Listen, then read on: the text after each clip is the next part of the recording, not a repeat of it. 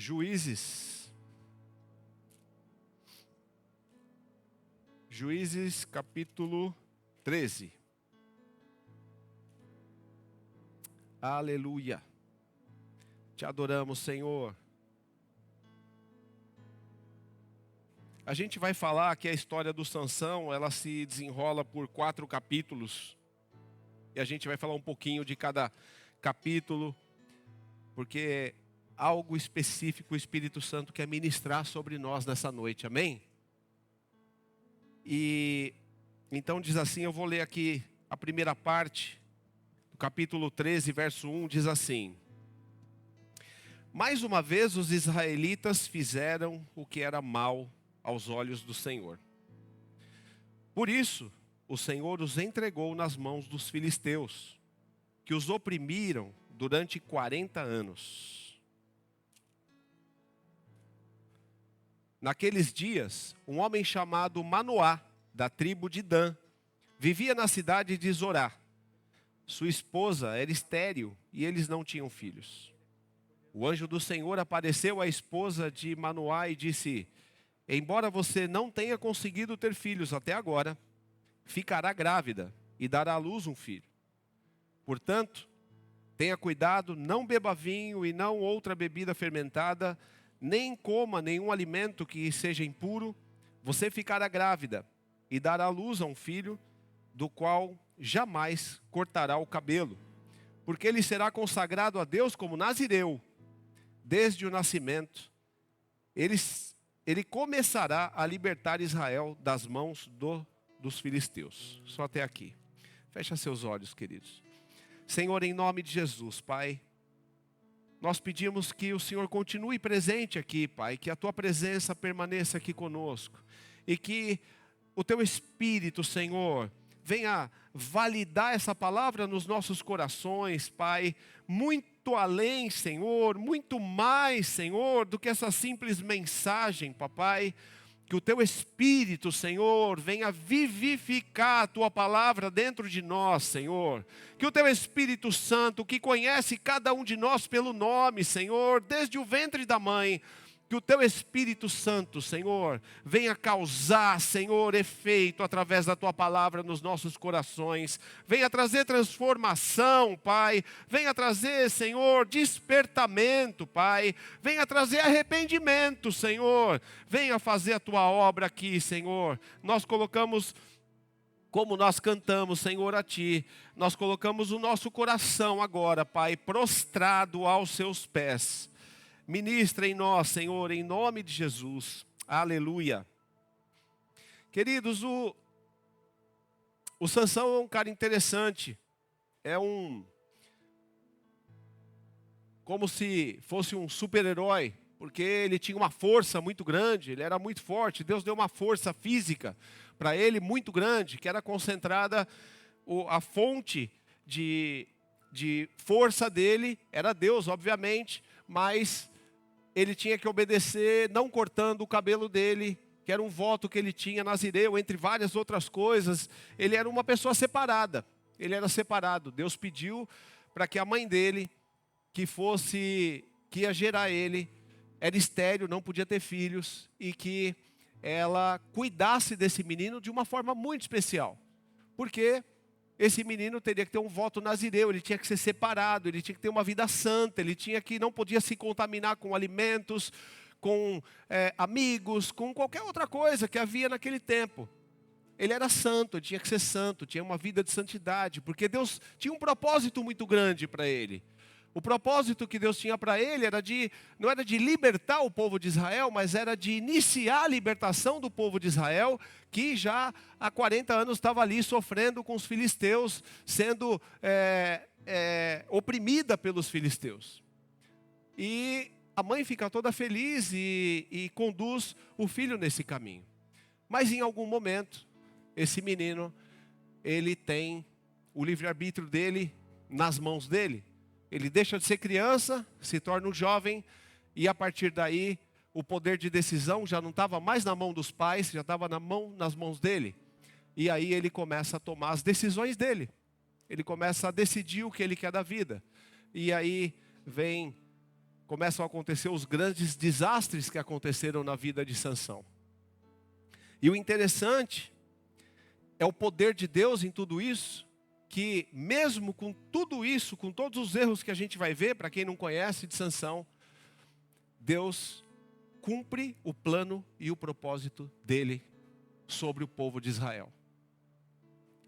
O poder de Deus, queridos, as nossas falhas e os nossos erros atrapalham muito as nossas vidas, como nós vimos a semana passada, atrapalha as nossas vidas, causa nas vidas das pessoas ao nosso redor, mas o plano de Deus se cumpre.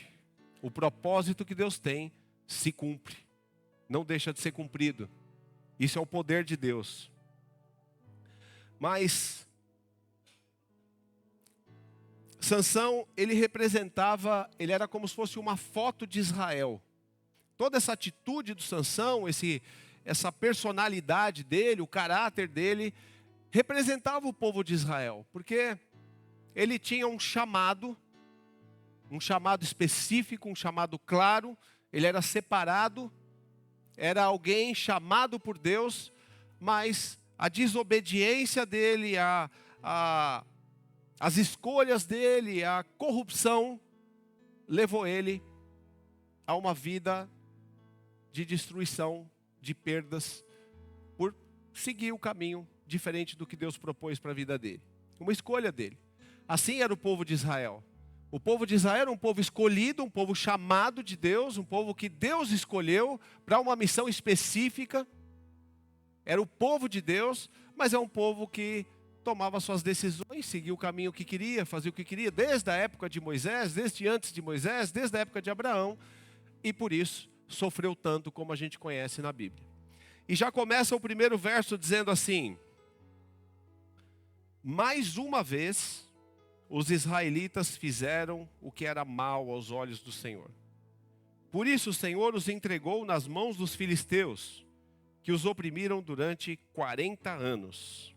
Olha que interessante. Dá até a impressão aqui de que Deus castigou o povo de Israel, que Deus fez um castigo sobre eles. Já que vocês desobedeceram, então agora vocês vão sofrer por 40 anos como um castigo. Mas na verdade, queridos, não é isso que acontece. Porque Deus não precisa castigar os nossos erros e Deus não precisa colocar castigo sobre nós. Porque quando a gente está debaixo da proteção de Deus, quando a gente está debaixo da cobertura espiritual de Deus, nós somos protegidos, somos livrados de embaraços e Deus guarda e Deus cuida. Mas quando nós saímos dessa cobertura espiritual, então a gente fica vulnerável às nossas decisões, ao nosso coração, a fazer o que a gente quer e às situações que acontecem com quem está debaixo, com quem está fora dessa cobertura. A gente fala muito às vezes da cobertura espiritual, de estar debaixo da cobertura espiritual da igreja, de estar debaixo da cobertura espiritual da liderança, e realmente isso é muito bom, é muito importante. Mas se você estiver debaixo da melhor liderança do mundo, mas não estiver debaixo da cobertura espiritual de Deus, não tem quem possa te proteger. O Salmo 91 fala de tantas bênçãos, que 1000 cairão à sua direita, 10.000 do outro lado, você não vai ser atingido, e fala mais diversas bênçãos. Mas ele diz assim, o começo do Salmo 91 fala, ao que está no esconderijo do Altíssimo, à sombra do Onipotente. Ao que está. Ao que não está fora dessa cobertura, dessa proteção de Deus. E o povo de Israel saiu dessa cobertura por desobediência, por pecado, enfim, e por conta disso entrou nessa perseguição dos filisteus por tanto tempo, por tantos anos. Essa é uma avaliação que a gente tem que fazer, queridos. Como é que você está? Como que você está? Como que você avalia a sua vida? Você está à sombra do Onipotente? Você está no esconderijo do Altíssimo? Porque você frequentar uma igreja, frequentar um culto, talvez até trabalhar no ministério, é muito bom. Mas isso não quer dizer que você está à sombra do Onipotente. Isso não quer dizer que você está no esconderijo do Altíssimo. A sombra do Onipotente, no esconderijo do Altíssimo, é quando o seu coração está prostrado aos pés da cruz. Quando o seu coração está aos pés de Jesus. Amém? Essa é uma avaliação para a gente fazer nessa noite. Como é que está o nosso coração? Como nós cantamos? A gente está realmente prostrado ao Senhor? Estamos de joelhos aos pés de Jesus? E aí vem uma outra situação em seguida que, no verso 2 diz assim: naqueles dias um homem chamado Manoá, da tribo de Dan, vivia na cidade de Zorá. Sua esposa era estéril.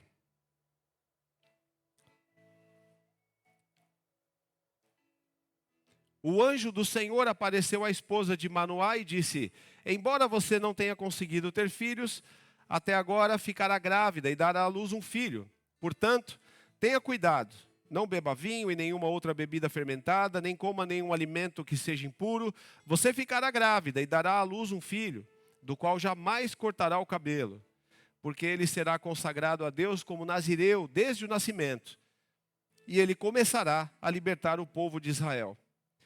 O verso 6, a mulher foi correndo contar ao marido. Então, só até aqui, a mulher sai correndo para contar para o marido dela que um anjo veio visitar e provavelmente devia ser um sonho deles ter um filho. E ela sai correndo para contar para ele: olha, veio um homem e me disse que eu vou ficar grávida, que eu vou ter um filho. E também tem um propósito especial para esse menino. E em seguida, no verso 8, então Manoá, que é o marido, orou ao Senhor: eu peço que o homem de Deus que enviaste volte e dê mais instruções a respeito desse filho que vai nascer. E Deus atendeu. No verso 9 diz que Deus atendeu a oração do Manoá. E o anjo apareceu outra vez e o Manoá pergunta para ele: mas me dá mais detalhes, como é que eu devo criar esse menino? Como é que eu tenho que criar ele? E o anjo repete exatamente, se a gente ler aqui, vai repetir exatamente o que fala no começo do capítulo, as mesmas palavras, as mesmas frases. E aí o Manoá, não contente, fala assim, no verso 13. O anjo do Senhor respondeu: sua esposa deverá seguir as instruções que eu já dei. Mas aí o Manoá continua empolgado com aquela situação toda, e ele quer depois fazer ali uma homenagem, né? No verso 17, fala, ele queria prestar uma homenagem, gostaria de prestar uma homenagem para você. E o anjo fala: mas por que você quer prestar homenagem para mim? Faz uma oferta a Deus, e enfim, o que eu tenho a ver com isso? Enfim, queridos, o que eu quero dizer é que o Manoá, ele não entendeu nada do que estava acontecendo. A mulher dele entendeu. O anjo falou uma vez com ela. E aquela palavra entrou no coração dela e ela entendeu exatamente o que estava acontecendo.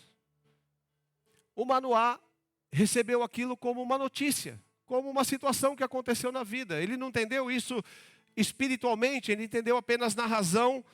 E aí ele faz um holocausto e Deus consome, e o anjo sai no meio da fumaça, sobe. Aí que o Manoá caiu na realidade e entendeu que ali era algo muito grande, que aquilo não era um homem que veio para abençoar e dar alguma coisa para eles, que era algo de Deus para eles. Que não era apenas um homem muito poderoso que veio fazer alguma coisa, mas que era o próprio Deus que estava agindo nas vidas deles. E aí o Manoá entra em crise depois disso, quando o anjo sobe. Aí ele começa uma nova crise agora, já não está mais preocupado em agradar o anjo, mas ele ficou preocupado no verso 21, no final do verso 21, diz assim, no verso 21, o anjo do Senhor não voltou a aparecer a Manoá e sua esposa. Então Manoá finalmente percebeu que era um anjo do Senhor. E disse à esposa: com certeza vamos morrer, pois vimos a Deus. Aí o Manoá agora entrou em crise. Ele estava empolgado com aquela situação, com aquela coisa que estava acontecendo. Um homem poderoso veio fazer alguma coisa de bom para mim. Agora ele entrou em crise, porque e agora? Agora a gente vai morrer porque a gente viu a Deus, enfim. E aí no 23 a sua esposa diz assim: se o Senhor quisesse nos matar, não teria aceitado o holocausto e a oferta de cereal? Não teria aparecido a nós nem nos teria revelado essas coisas maravilhosas. Isso mostra para a gente, queridos, o quanto é importante a nossa unidade, seja onde for. Aqui é um exemplo do casamento, a unidade do casal. O Manoá estava viajando. O Manoá estava achando que aquilo ali era uma situação que um homem muito poderoso apareceu para fazer alguma coisa. A esposa discerniu afinadamente o que estava acontecendo ali. Se o Manoá tivesse sozinho, provavelmente não teria entendido nada disso e teria ficado confuso e ia ficar morrendo de medo porque ele ia morrer, porque apareceu um anjo para ele e sem entender nada do que aconteceu. A Bíblia diz que a casa dividida não prevalece, seja no casamento, seja no ministério, seja numa sociedade, seja onde for. É uma forma que Deus usa para falar. Deus fala com um para que dois entendam. É melhor serem dois do que um em qualquer situação. Estão entendendo, queridos? Não sei se eu estou sendo claro, mas a importância de a gente, quando você tem uma parceria, de estar em unidade com essa parceria. Se não houvesse parceria, se não tivesse unidade nesse casamento, provavelmente um grande propósito de Deus poderia não se cumprir, porque só uma parte entendeu e a outra não quis dar ouvidos. Do nosso dia a dia, Deus age de diversas formas. Às vezes Deus fala com o marido porque a esposa não está ouvindo. Às vezes Deus fala com a esposa porque o marido não está ouvindo. A importância de a gente estar ligado no que Deus está falando e respeitar e discernir e estar, como o Silvio ministrou, prostrado aos pés de Jesus para entender o que Deus está falando conosco. Para não perder o tempo de Deus e as direções de Deus. Mas aí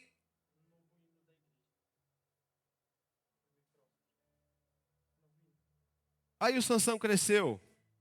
E aí ele começa a seguir o caminho dele. E no verso 24 diz assim: quando o menino nasceu, ela o chamou de Sansão, o Senhor o abençoou enquanto ele crescia. No verso 25: e o Espírito Santo, o Espírito do Senhor começou a agir nele, quando ele morava em Maanedã, entre Zorá e Estaol. É o início do chamado do Sansão. Nesse tempo, Deus já começou a agir através dele. Ele já tinha poder, já tinha autoridade na mão dele. Ele já começa a ser usado por Deus. Mas em seguida, não foi no meio do tempo ministerial dele, não foi no final, no começo. Nesse verso que nós lemos, o 25 diz: e o Espírito do Senhor começou a agir nele quando ele morava em Maanedã. E no capítulo 14, verso 1 diz: certo dia Sansão estava em Tímina e viu uma moça do povo filisteu. Quando voltou para casa, disse a seu pai e sua mãe: vi uma moça filisteia em Tímina, quero me casar com ela. Consigam aquela moça para mim. E o seu pai e sua mãe se opuseram. Não há uma moça sequer em nossa tribo, ou entre todo o povo com quem você possa se casar? Porque tem que procurar uma esposa entre os filisteus. Por que você tem que procurar uma esposa entre os filisteus pagãos? Mas Sansão disse a seu pai: consiga a moça para mim, é ela que eu quero. Aí começa a decisão do Sansão, aí começa o momento em que ele tem autoridade na mão dele para desistir, que ele já não está mais tomando decisão com base nos pais. Os pais conduziram o Sansão de acordo com o que o anjo havia mandado, de acordo com o que Deus tinha mandado. Mas chegou o momento que agora o Sansão toma a decisão própria dele. E ele diz: eu vi uma moça. Ele não disse, eu orei, eu entendi de Deus, Deus me mostrou. Não. Eu vi uma moça e eu quero me casar com ela. E os pais tentam mostrar para ele que, fala, filho, peraí, não é melhor a gente procurar uma outra moça? Deus tem algo para a tua vida, Deus tem um propósito para a tua vida, Deus tem uma mulher para você. Você tem um voto com Deus, tem um chamado específico com Deus. Há algo específico para a tua vida, tem um propósito, tem uma grande obra para você. E aí, como a gente ouve hoje, né, os jovens, adolescentes dizerem, só me dá esposa, só faz. Vocês já ouviram essa expressão? Quando o jovem fala assim, só faz, é porque ele não quer discutir, ele não quer conversar sobre o assunto. Só faz isso. E aí Sansão responde para ele, eu quero essa esposa, só me dá ela, só vai lá e consegue ela para mim. Porque dentro da cultura daquele tempo, os pais dele que deveriam ir lá e trazer aquela moça para ele. E aí ele se casa com essa moça. E daí, queridos, começa um tempo terrível na vida do Sansão. Aí começa a acontecer um montão de coisa, porque ele tinha um chamado para livrar o povo. Naquele momento da vida dele, era o momento de ele pensar assim, bom, eu vi uma moça ali que é muito bonita e eu gostaria muito de casar com ela, mas Deus tem um plano para a minha vida, Deus tem um chamado para a minha vida, então esse é meu tempo, eu vou planejar aqui, eu vou juntar o povo para vencer, livrar o povo de Israel dos filisteus, eu vou motivar o povo a se levantar, eu vou motivar o povo a orar, ele era um juiz, o que eu posso fazer? Eu vou orar. Eu vou aqui orar e entender de Deus como é que eu vou cumprir esse chamado, como é que eu vou cumprir essa obra. Eu sei que Deus tem algo específico para mim e eu vou orar agora, eu vou buscar de Deus. O que Deus quer, como Ele quer que eu faça, qual é o próximo passo? Mas a cabeça dele não estava preocupada em nada disso. A cabeça dele estava preocupada em seguir a vontade dele, o coração dele e exatamente o que ele queria. E ele foi buscar algo da vida dele fora do tempo. Com certeza Deus tinha uma mulher para o Sansão. Com certeza Deus tinha uma mulher que ia colaborar com o propósito que tinha sobre a vida dele. Com certeza Deus tinha todo o projeto da vida dele desenhado. Tudo que ele ia precisar para fazer essa obra estava desenhado para a vida dele e cada coisa chegaria no seu tempo. E exatamente assim Deus faz com cada um de nós. Há um propósito específico na vida de cada um de nós. Nós nascemos e temos um plano específico e um propósito específico de Deus. Há algo de Deus para nós. A sua vida não é apenas uma pessoa que nasceu por acaso e está seguindo o curso da vida. Há algo específico de Deus para a tua vida, há um plano, há um propósito. Por isso que Deus coloca sobre a sua vida os dons que você tem, as habilidades que tem sobre você, nas tuas mãos, as capacidades que tem sobre você. Sansão tinha habilidades, tinha talentos, tinha capacidades, tinha investimento de Deus sobre a vida dele. Ele tinha coisas específicas que estavam nas mãos dele. Assim como cada um de nós tem algo específico que Deus colocou sobre nós. Tem um plano específico, há um propósito sobre a tua vida. O problema é o nosso coração. O problema são as nossas decisões. O problema é que, como Sansão, nós escolhemos o que os nossos olhos estão vendo. O Sansão viu aquela moça. E aquilo chamou a atenção dele. E aquilo roubou, foi a voz dos olhos dele, a voz do coração dele olhando para aquela moça, foi muito mais alta do que a voz do Espírito Santo falando no coração dele sobre o chamado, o propósito e o que Deus tinha para a vida dele. Talvez se Deus dissesse para ele, Sansão, eu tenho uma mulher que vai colaborar com a vida desenhada para você. E os meus sonhos são muito maiores do que os teus. Você está sonhando casar com aquela moça, mas os sonhos que eu tenho para a tua vida são muito maiores do que o que você está sonhando. Os meus planos são muito maiores do que os teus planos. Abre mão do seu coração e segue o meu plano. É melhor do que o seu. Mas o Sansão seguiu o coração dele, decidiu o que ele queria naquele momento, naquela hora. Não importa que não é o tempo. Não importa que não é o tempo da moça. Não importa que não é o tempo disso ou daquilo. Não importa o que Deus quer e não importa o plano que Deus tem para a minha vida. Eu quero. Eu quero a moça. Foi a decisão dele. Quantas vezes, queridos, nós fazemos igualzinho? Há planos, há propósitos de Deus, há uma coisa desenhada, há uma vida desenhada. Cada coisa no seu tempo, mas a gente quer agora. Eu não quero esperar o tempo de Deus, eu não quero esperar o que Deus vai fazer. Eu quero agora, eu quero hoje, eu quero fazer agora. E o Sansão segue nesse caminho. Nós temos um tempo de Deus, queridos. Há um tempo de Deus para cada um de nós. Há um tempo de Deus para a tua vida. A pergunta é, nesse tempo de Deus que você está vivendo hoje, esse tempo que você está vivendo agora, porque o que passou, já passou. Os erros que já foram, já foram. Mas hoje, o tempo que você está vivendo hoje, você está alinhado com a vontade de Deus? Você está alinhado com o propósito, com o plano que Deus tem desenhado para a tua vida? O Sansão não quis saber disso e ele acabou sendo enganado por essa moça, que encheu os olhos dele. Porque encheu os olhos dele, mas ele não sabia o que tinha no coração dela. Deus sabia. Tentou usar os pais para alertar, mas não adiantou. Deus sabia o que tinha no coração daquela moça, ele não sabia. E aí, essa moça engana ele, entregando ele para os filisteus. Ela entrega ele nas mãos dos filisteus durante a festa de casamento.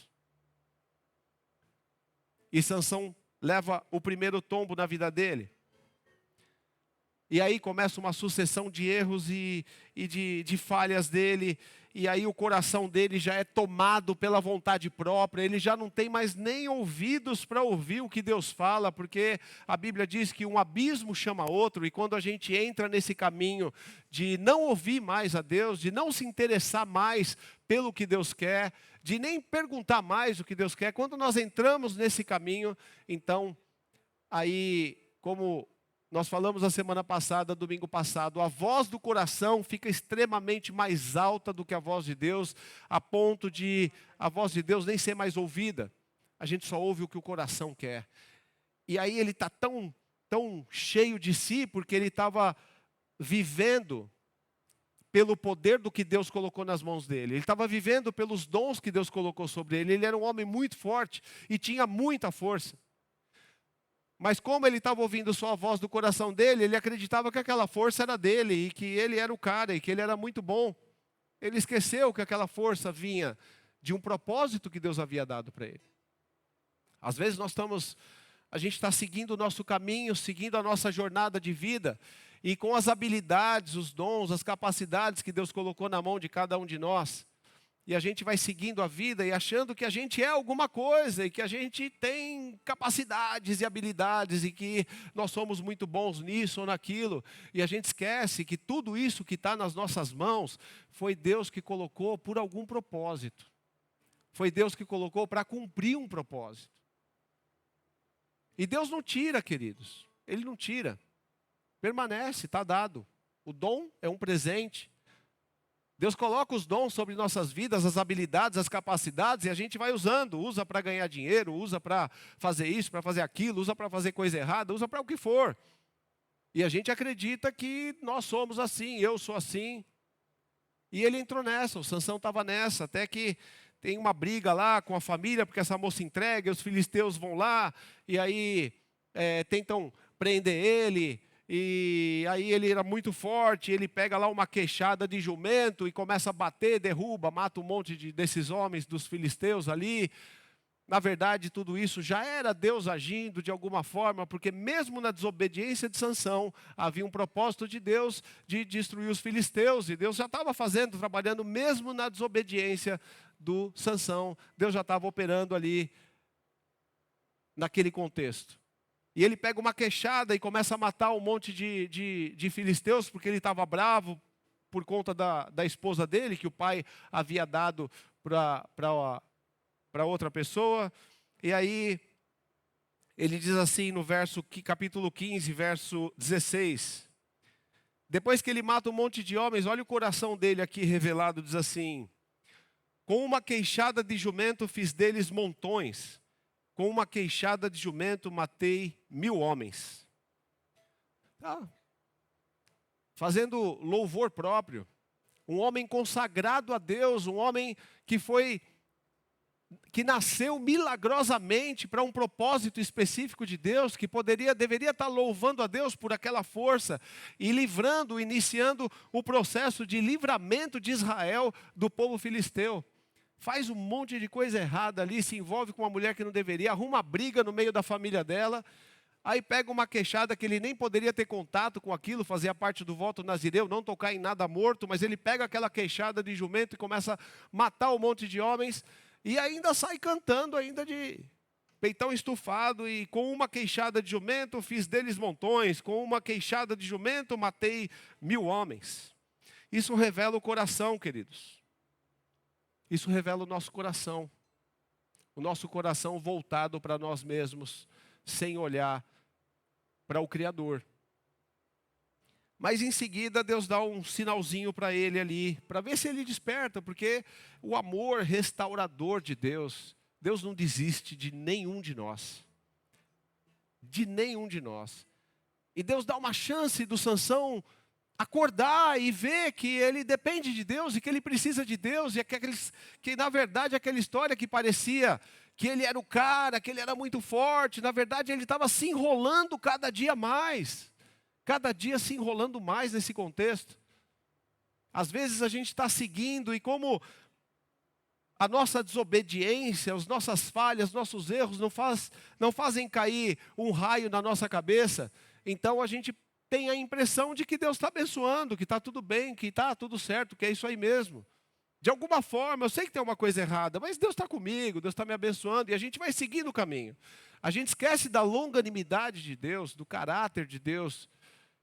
Deus é longânimo, compassivo, Ele é amoroso, Ele é tardio em se irar, Ele está sempre pronto para dar outra chance.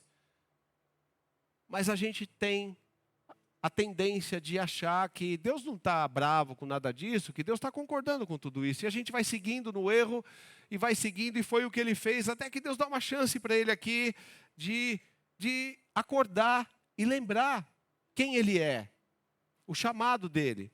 E aí no verso 17, capítulo 15, verso 17, diz assim: quando acabou de celebrar sua vitória, jogou fora a queixada, e aquele lugar foi chamado de Ramate-Lei. Sansão sentiu muita sede e clamou ao Senhor por meio da força do seu servo. Por meio da força do seu servo concedeste este grande livramento. Acaso devo morrer de sede e cair nas mãos desses incircuncisos? E o Senhor fez jorrar água de um buraco no chão em Lei. Sansão bebeu e se reanimou. Engraçado que até há pouco tempo atrás, um versículo antes, ele estava louvando a si próprio. Estava se gabando, dizendo que com uma queixada eu mato 1000 homens, que não sei o que lá, fazendo um poema sobre ele mesmo, sobre a capacidade, o poder que ele tinha. Em seguida ele teve sede. Mas o poder dele não resolvia isso. Então ele se transforma e começa até a linguajar dele. Se você perceber do que ele fala antes e ler esse versículo 18, você vai ver que o linguajar dele mudou. Ele voltou a falar até o crentez. Voltou a falar: Senhor, por meio da força do teu servo concedeste este grande livramento. Agora devo morrer. Voltou até a forma dele falar com Deus, já mudou tudo, porque aí ele precisava de Deus.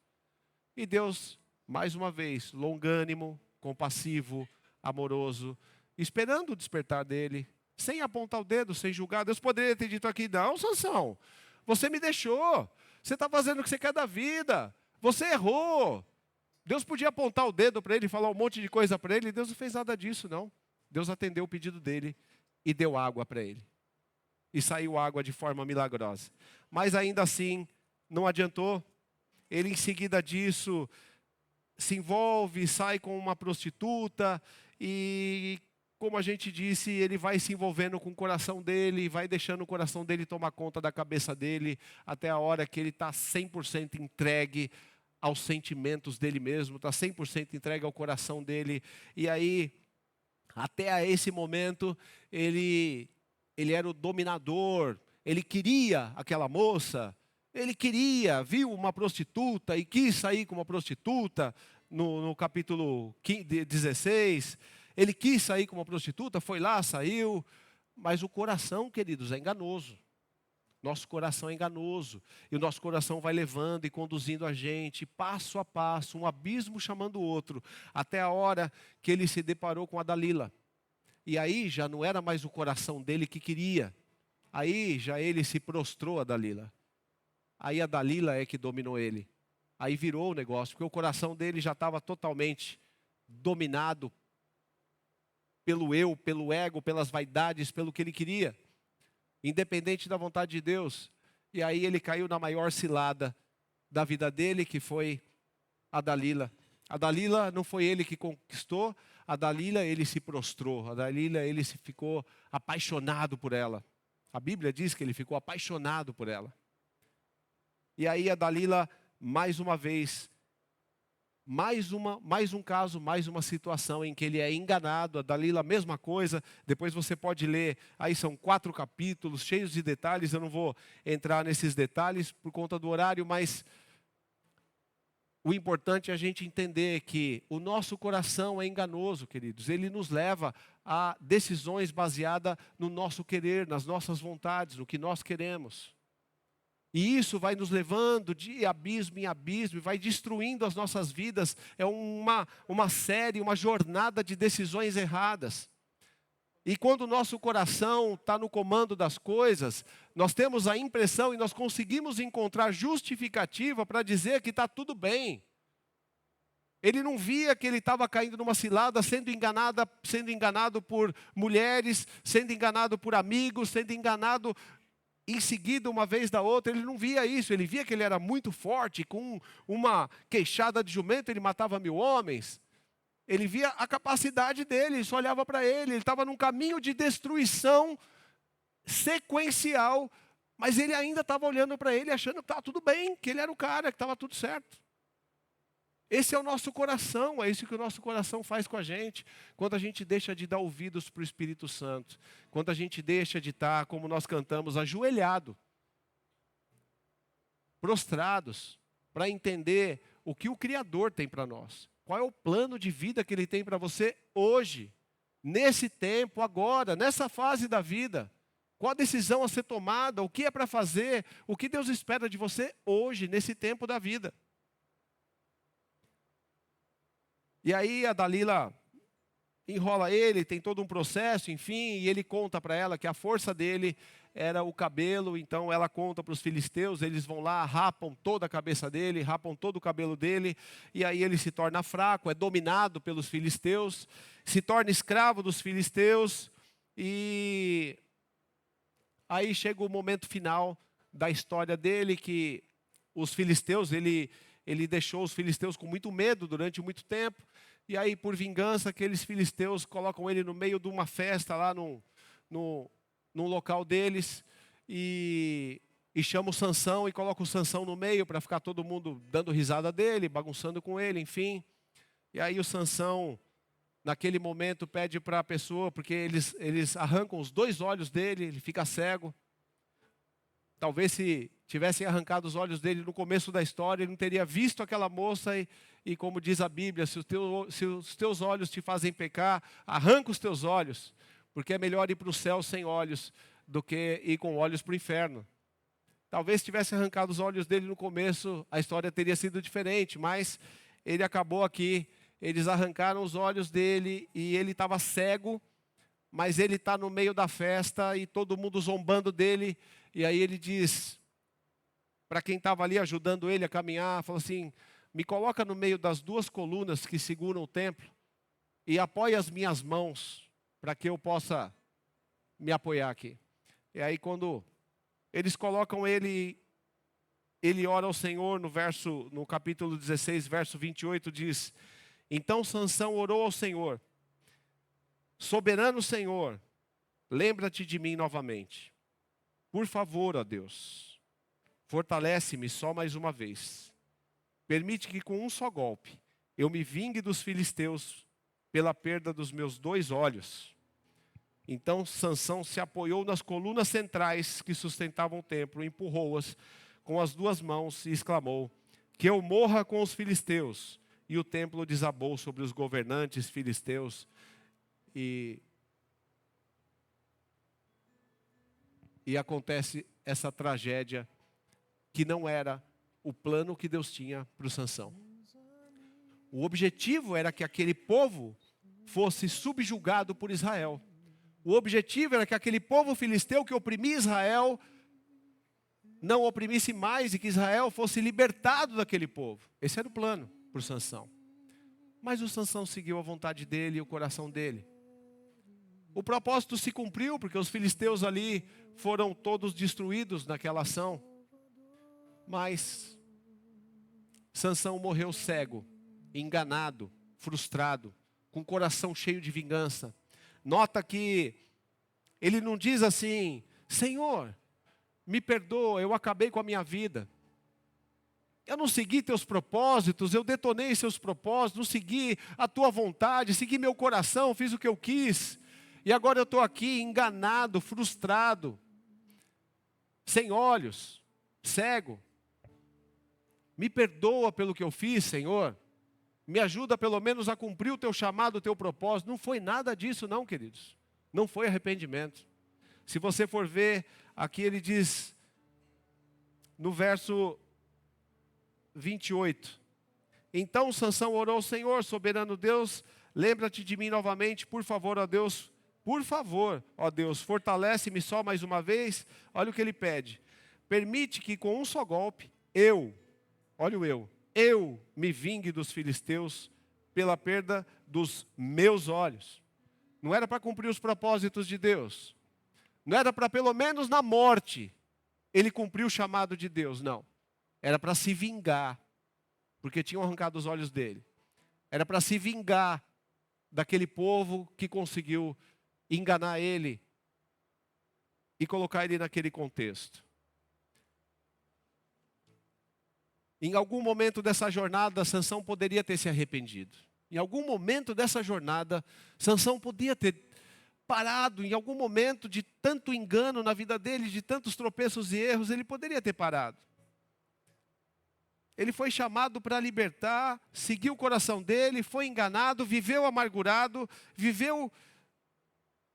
acabou vivendo para vingança. A vida dele se tornou só se vingar daqui, se vingar dali, e matar, e tudo fora dos propósitos de Deus. Talvez eu fique imaginando, é uma imaginação minha, a Bíblia não diz isso, mas eu fico imaginando que quando ele estava com as mãos na coluna, e ele foi empurrar aquela coluna, que ele sabia que o templo ia cair, e ele ia morrer junto com todos que estavam ali, ou seja, no leito de morte dele, no momento que ele estava no leito de morte, ou seja, que há instantes antes de morrer, eu quero imaginar que houve arrependimento no coração dele pelo que ele fez. Porque geralmente o leito de morte traz arrependimento. A gente pode ter uma vida inteira de tropeços, de erros e seguir o nosso coração. Mas no leito de morte, geralmente, há o arrependimento. No leito de morte, às vésperas da morte, quando não há uma morte instantânea, eu imagino que deve haver arrependimento. Eu imagino ele ali, antes de empurrar, gostaria de saber que isso aconteceu, mas a Bíblia não relata isso. Que houve arrependimento no coração dele: Senhor, o que eu fiz com a minha vida? O que eu fiz com a minha vida? Poderia ter sido uma vida incrível, poderia ter sido uma história incrível, poderia ter sido uma história de construção, de edificação, fortalecido o povo de Israel, o teu povo. O Senhor colocou uma obra nas minhas mãos tão grande, eu poderia ter fortalecido esse povo, levantado guerreiros, teria toda a força do dom que o Senhor colocou sobre a minha vida para colocar à disposição do povo. Mas eu segui meu coração. E agora eu estou aqui. Não dá mais tempo. No leito de morte, queridos, não tem mais tempo. No leito de morte não dá mais. Não tem mais o que fazer. Pedir perdão e confessar a Cristo para salvar a alma, mas não tem mais como mudar a história. Mas se há algo errado na sua vida nessa noite, você tem tempo de mudar a sua história. Você pode mudar a sua história hoje. Se tem algo, se você identifica algo que está fora dos planos e dos propósitos de Deus, você pode mudar hoje. Você tem tempo de mudar isso na tua vida. Sansão poderia ter feito isso no meio da vida dele, não fez. Foi até o último instante em desobediência, com o coração cheio de ódio, de vingança, de amargura, de vontade própria. Você está no processo, você e eu estamos no processo das nossas vidas, a gente está durante a nossa jornada, ainda há tempo de conserto, ainda há tempo de mudança. Não espera o leito de morte não, meu irmão. Não espera o leito de morte, não espera o último instante, quando não dá mais tempo de mudar. Ainda dá tempo de mudar.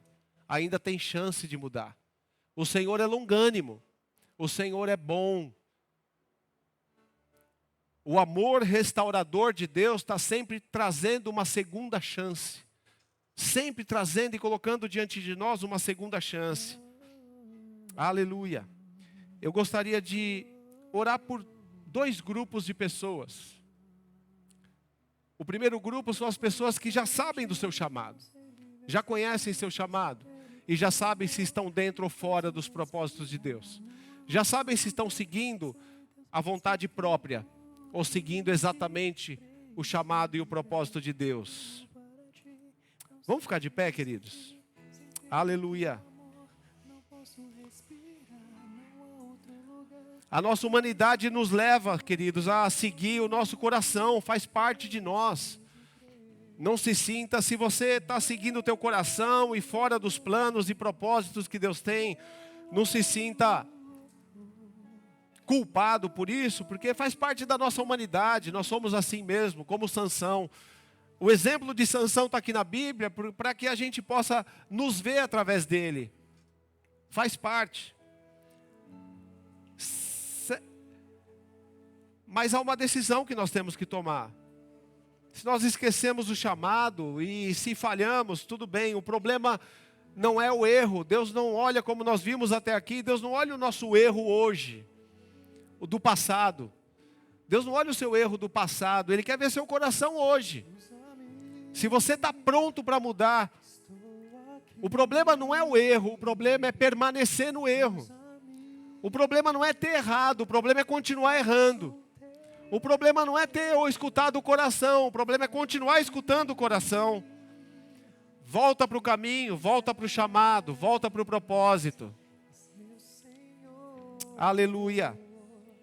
Fecha seus olhos, queridos, fecha seus olhos e ora ao Senhor agora. E se você está identificando, que você de alguma forma está fora dos planos, dos propósitos, está ouvindo o seu coração, como nós já até cantamos aqui, confessa isso ao Senhor, fala para Ele nesse momento, entrega teu coração para Ele, que o Senhor venha restaurar o seu caminho, que a voz do Espírito Santo venha se tornar mais alta do que a voz do seu coração. Aleluia.